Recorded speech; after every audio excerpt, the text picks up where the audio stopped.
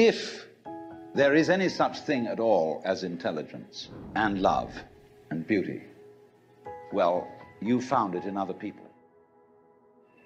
In other words, it exists in us as human beings.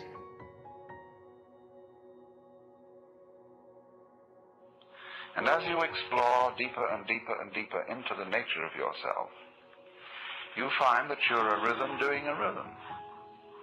And behind that there's another rhythm doing a rhythm. Your vibration. Now do you see that? That situation is what's called life.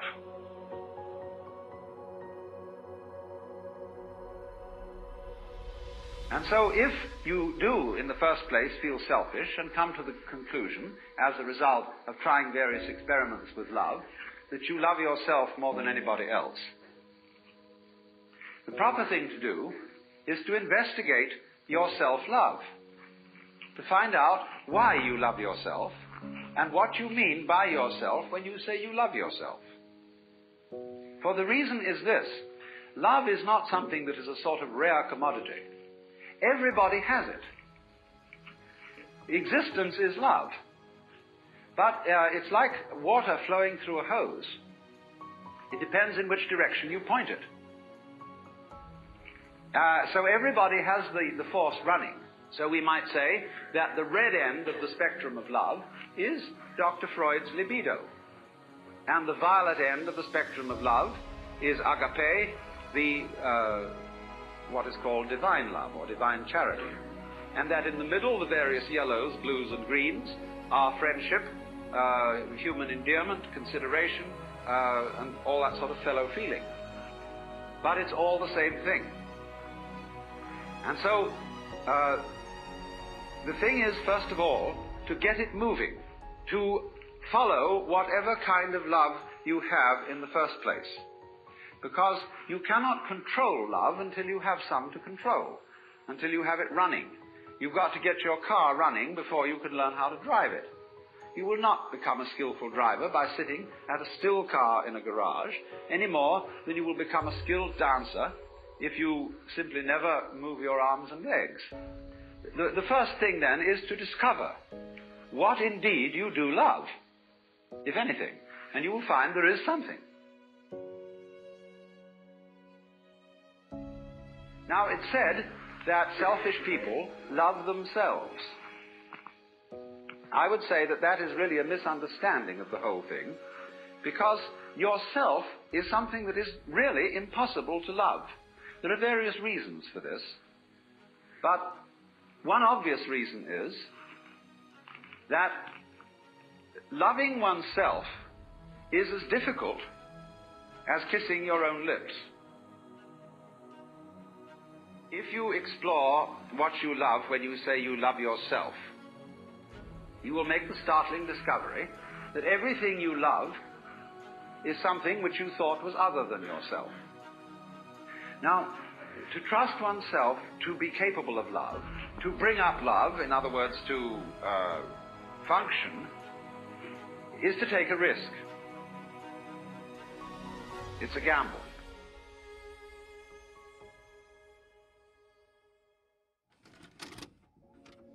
When you love people, even however selfishly you love them, because of the pleasant sensations they give to you, still, it is somebody else that you love. And as you inquire into this, as you follow honestly your own selfishness, many interesting transformations begin to come about in you.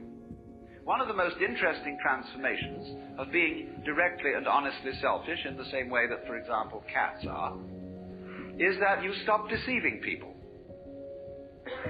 A great deal of damage is done in practical human relations by saying that you love people, when what you mean is that you ought to.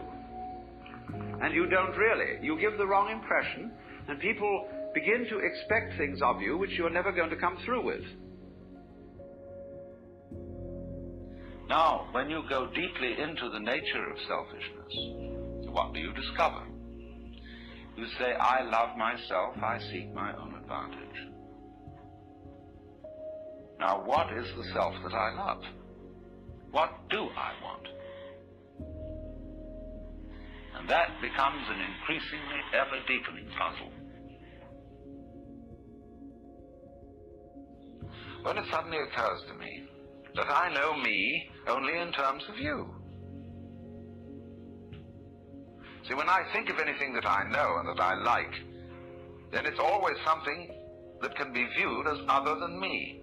I can never get to look at me. Real me.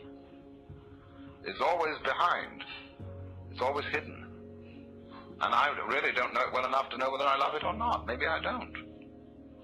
Maybe it's an appalling mess.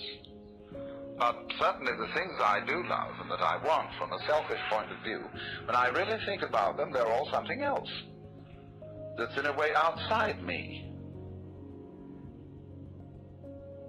Now, we saw that there is a reciprocity, a total mutual interdependence between what we call the self and what we call the other.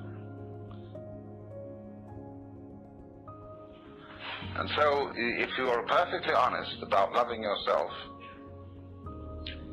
and you don't pull any punches, you don't pretend that you are anything other than exactly what you are, you suddenly come to discover that the self you love, if you really go into it, is the universe. You don't like all of it. You're selective about it, as we saw in the beginning. Perception is selection. But on the whole, you love yourself in terms of what is other. Because it's only in terms of what is other that you have a self at all.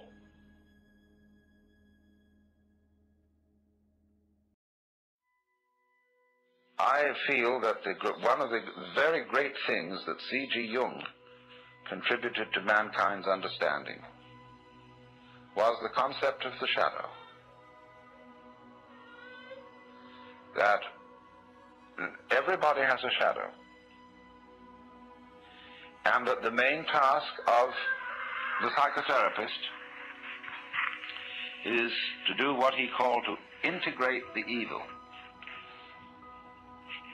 To, as it were, put the devil in us in its proper function. Because you see, it's always the devil, the unacknowledged one, the outcast, the scapegoat, the bastard, the bad guy, you see, the black sheep of the family. It's always from that point, that which we could call the fly in the ointment, you see, that generation comes. In other words, in the same way as in the drama, to have the play, it's necessary to introduce a villain. It's necessary to introduce a certain element of trouble.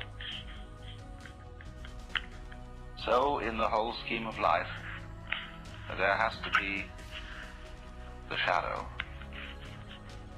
because without the shadow there can't be the substance.